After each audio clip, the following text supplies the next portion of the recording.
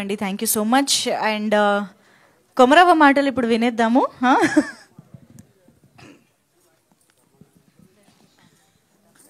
అందరికి నమస్తే. బాగుండరా? సాయంత్రమే అయింది, ఇంకా తినే టైం కూడా కాలే. ఎందుకు అట్లుండరు? మన తిన్న పాములోలే. బాగుండరా లేదా? బ్రహ్మాండ సినిమా ప్రీ రిలీజ్ ఫంక్షన్కి వచ్చినట్టు బ్రహ్మాండంగా ఉండాలి కదా బిడ్డ. అమ్మ ఇక్కడ చాలా మంది ఉండరుగా, కనబడతలేరు. సినిమా గురించి చెప్పాలంటే మా సినిమా గురించి మేము ఎంత చెప్పినా మీకు గొప్పగా అనిపిస్తుండొచ్చు.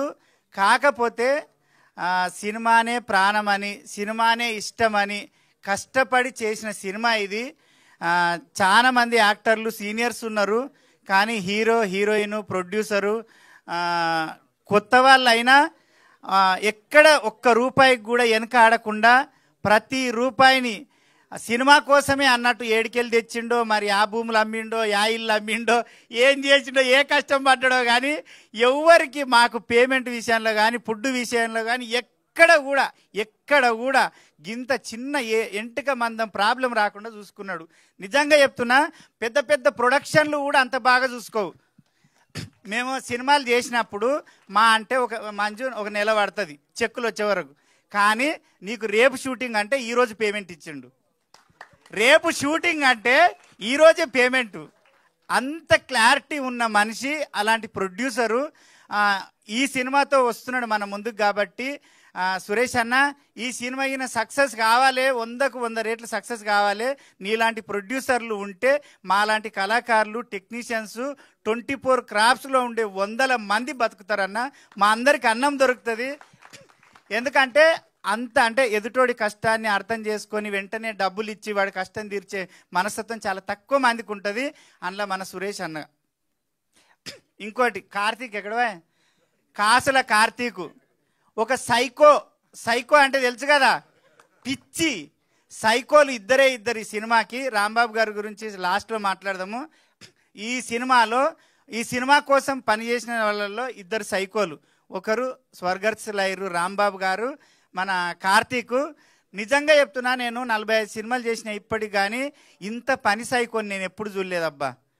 నా ముక్కు పుల్ల నీళ్ళే తెచ్చిర్రు, నా జాకెట్ నీళ్ళే తెచ్చిర్రు, నా చీర నీళ్ళే తెచ్చిర్రు, ప్రొడక్షన్ వీళ్ళే, అసిస్టెంట్ డైరెక్టర్ వీళ్ళే, కెమెరామెన్ వీళ్ళే, డైరెక్టర్ వీళ్ళే. అంటే అంతమంది పని వీళ్ళిద్దరు కలిసి చేసిర్రు, రాంబాబు గారు కార్తీక్. అంటే ప్రొడ్యూసర్ విషయంలో ఆలోచించినరా, అయ్యో మమ్మల్ని నమ్మి వచ్చిండు సురేష్ అన్న, మనం అన్ని రకాలుగా మిగిలించి ఆ పనంతా మనది అనుకొని చేస్తే 4 రూపాయలు తక్కువలో అయిపోతుంది. ఆయన ఇబ్బంది పడరనుకున్నారో ఏమనుకున్నారో, కానీ నేను చాలాసార్లు అన్నా, ఎందుకు కార్తీక్ అంత తిప్పలు పడతావు తమ్మి, ఏమన్నా ఇంత ఒక అసిస్టెంట్ నన్ను పెట్టుకోవచ్చు కదా, ఒక కెమెరామెన్ అంటే ఎంత రుబాబు ఉండాలి, ఎంత బలుపు ఉండాలి. ఏమి లేదు, డొల్లా పోతుంది. అంటే పని విషయంలో కాదు, అన్నీ చేస్తాడు, పెండెత్తాడు, ఊడుస్తాడు, తుడుస్తాడు, అన్నీ చేస్తాడు. అసొంటి మనిషి. నిజంగా చెప్తున్నా, రాంబాబు గారు అయితే నేను రెడీ కావాలంటే ఒక్కరోజు 7 సీన్లు చేసిర్రమ్మ, 7 చీరలు కట్టించిర్రు. ఒక్కరోజు 7 చీరలు కడితే ఆడిది కూడా కట్టదు. నిజంగా ఆడిది కూడా కట్టదు. ఒక పెన్లము బయటికి పోతే ఏమైనా అమ్మ తయారుగా ఆగాయా నీతోటి ఊరికే పనికి మళ్ళీ ఓ లాగా అంగి వేసుకుంటావు, నిలబడి దావే అంటాడు. 7 చీరలు ఎట్లా వస్తారంటే క్యారవాన్ కాడికి వచ్చి, ఓన్నా రావా, ఓన్నా ఆగన్నా, ఇది చీర అన్న, కట్టే వరకు గంట పడుతుంది అన్న నువ్వు 10 నిమిషాలు కడతావు, మాకు తెలుసు దాన్న. నిజంగా అంటే ప్రేమతో పని చేయించుకున్నారు. 4 రోజుల పని 2 రోజులలో చేసిర్రు. ఆ విషయంలో సురేష్ అన్న చాలాసార్లు చెప్పిన, ఇలాంటి డైరెక్టర్ కానీ ఇలాంటి కెమెరామెన్ కానీ చాలా రేర్గా దొరుకుతారన్న. ప్రొడ్యూసర్ మంచి కోరి చేసిన పనులు వాళ్ళు చాలా ఉన్నాయి. ఇంకా చెప్పాలంటే 100 ఉన్నాయి. డెత్ సాంగ్ ఉంది, మీరు సినిమా రిలీజ్ అయినాక చూస్తే ఆ సాంగ్ మామూలుగా ఎవరికి చూపించినా మా అంటే 1 డేనో 2 డే చేసి ఉంటారా, 2 రోజులు షూటింగ్ చేసి ఉంటారా అనుకుంటారు. మా కార్తీక్ ఏం చేసిండు తెలుసా, 3 గంటల్లో సాంగ్ అయిపోగొట్టిండు. అది ఏమి జాతరా. నిజంగా సావైతే కూడా మళ్ళీ వెళ్ళాది పుల్లాది సావైతే కూడా అంతమంది రారు. మా అదృష్టం ఏంటంటే అప్పుడే స్కూళ్ళు ఇడిచిర్రు, ఏంటివి కాలేజీలు ఇడిచిర్రు, వరినా రెస్ట్ వాళ్ళు అందరూ ఆ టైంకే వచ్చిర్రు. నిజంగానే చచ్చిపోతుర్రు ఏమంటారు, మా వెనక వాడి వచ్చిర్రు. అంటే ఆ సాంగ్ చూస్తే నాయనో ఇంత తొందర కూడా చేయొచ్చా, ఇట్లా కూడా చేయొచ్చా అంటే చాలా తెలివిగా చేసిండు ఎడిటర్. కాబట్టి ప్రతి ప్రేమని ఒక 2 గంటలన్నర సినిమా అనుకో, 2 గంటలన్నర మీద మా అంటే ఒక 15 నిమిషాలు ఎక్కువ తీసి ఉంటాడు, అంతకన్నా ఎక్కువ తీయరు. ఏ డైరెక్టర్ అయినా 2 గంటలన్నర సినిమాని ఒక 4 గంటలైనా తీస్తారు కార్తీక్. అంటే అందులో ఏ షాట్ ఎప్పుడు వస్తుందా అని. ఈయననే ఎడిటర్ కాబట్టి ఏమా నాకు తీయవు, క్లోజ్ పెట్టవని. నాకు తెలుసా అన్న, అయిపోయింది, కట్టు, ఇది కట్టు, అది కట్టు, ఇది కట్టు. అంత ఫాస్ట్గా చేసినావు నిజంగా అన్న.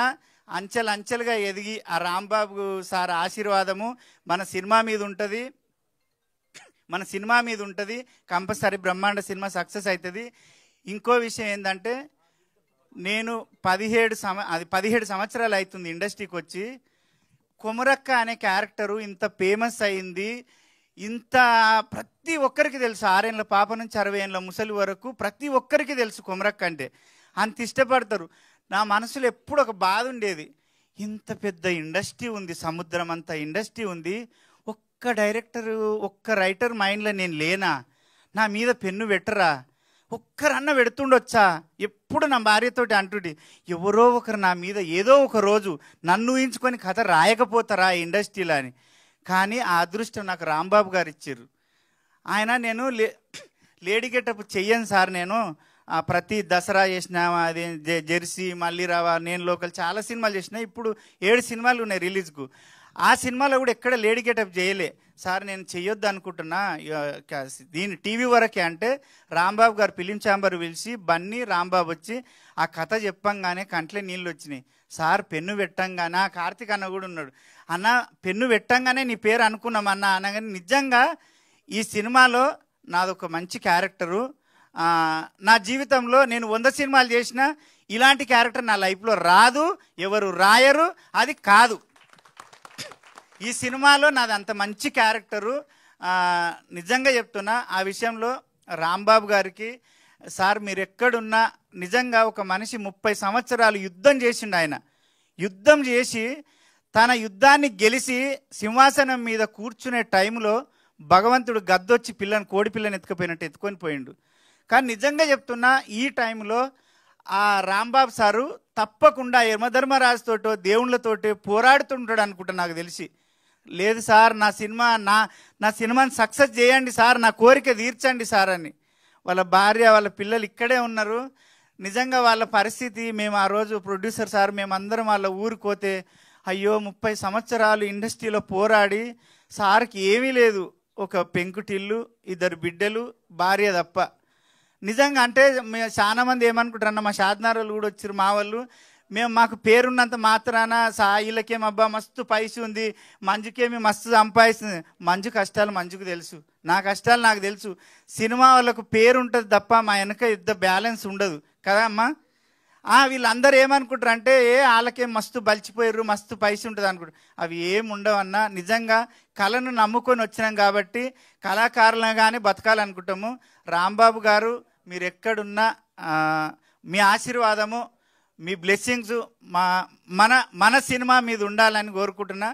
ఇంకోటి, మన రాజు మాస్టర్ షాద్నగర్ మా ఊరే రాజు. నిజంగా కొమరవెల్లిలో గర్భగుడి అదేందన్న పోయేదాన్ని ఏమంటారు కదా, మర్చిపోయి అదే లోపలికి పోయే గుడి కాడ షూటింగ్ పెట్టిండు. ఎవరన్నా కొమరక్కి వస్తే ఉంటారా అయ్యే జనాలు? ఆగుతారా?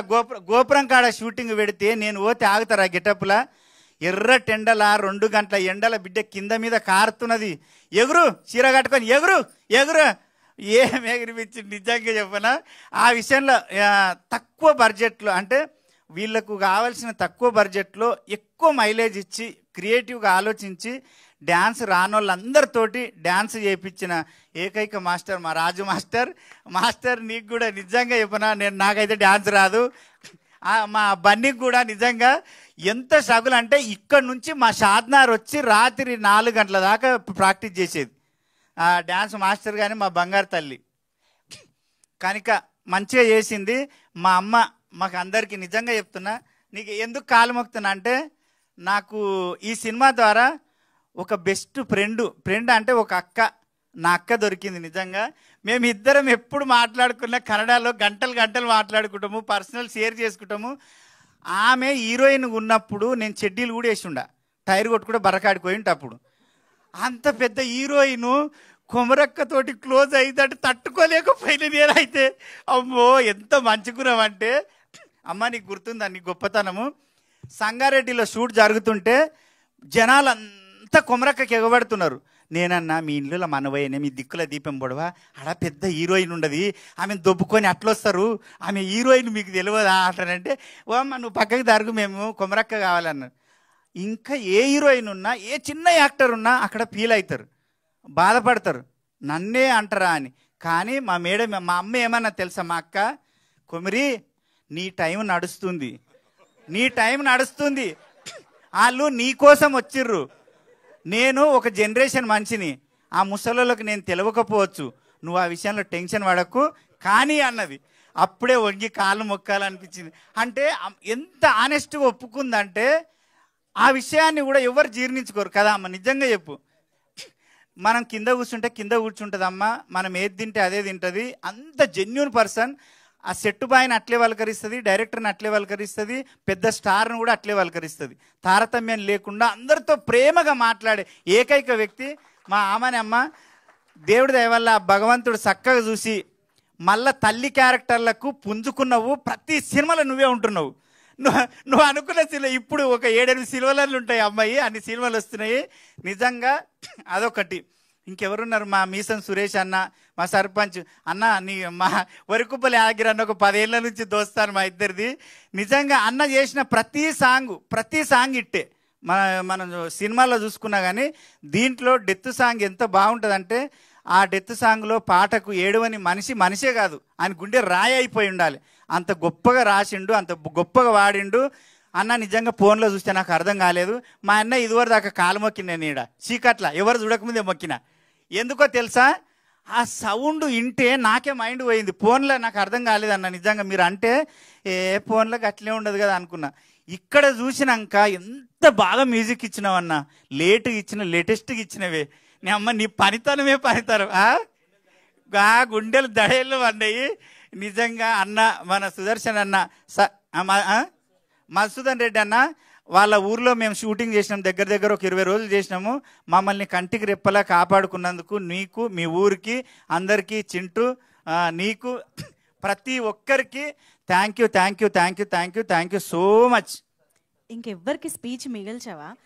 సినిమాలో డామినేట్ చేసి, సెట్ లో డామినేట్ చేసి, ఇక్కడ స్టేజ్ పైన డామినేట్ చేసి అయిపోయింది. Time is up. సరే మాట్లాడు. ఇగో మా చెల్లెలు, మేము శ్రీదేవిలో చాలా సార్లు మాట్లాడుకు. మా చెల్లెలు అంటే ఎప్పటి నుంచి పిచ్చి అభిమాని అంటే రాఖీ కదా. రాఖీ ఎప్పుడు, ఎందుకంటే ఒక 26 సార్లు చూసిన రాఖీ సినిమా. చెల్లెలు అంటే అంత ఇష్టం, నా బంగారు తల్లి అంటే కూడా నాకు అంత ఇష్టం. థ్యాంక్ యూ సో మచ్ కొమరక్క. అండ్ ఎస్, ఈరోజు మన స్టేజ్ టీం మొత్తంతో కళకళలాడిపోతుంది. కానీ నిజంగా టీం మొత్తం